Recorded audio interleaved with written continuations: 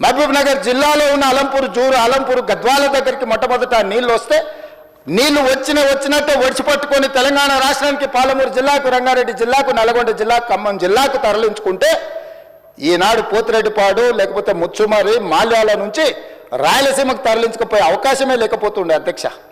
మహబూబ్ నగర్ జిల్లాలో కర్ణాటక నుంచి ఎంటర్ అయిన నీళ్లు ఈరోజు తిరిగి మళ్ళీ రాయలసీమ పోయి మళ్ళీ వెనక్కొచ్చి మళ్ళీ శ్రీశైలంకి వచ్చినప్పుడు ఒకవైపు రాయలసీమ ఇంకొక వైపు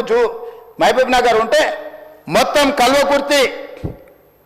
లేకపోతే పాలమూరు, రంగారెడ్డి అన్ని ప్రాజెక్టులు కలిపితే కూడా రోజుకు 2 టీఎంసీలు తీసుకునే కెపాసిటీ మన ప్రాజెక్టులలో లేదు.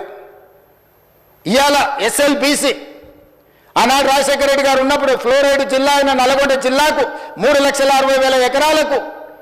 గ్రావిటీతో నీళ్లు ఇవ్వాలని ఎస్ఎల్బీసీని ఆనాడు 2,000 కోట్లతో ప్రారంభిస్తే ఆనాడు దాదాపుగా 20 పైగా కిలోమీటర్లు ఉమ్మడి రాష్ట్రంలో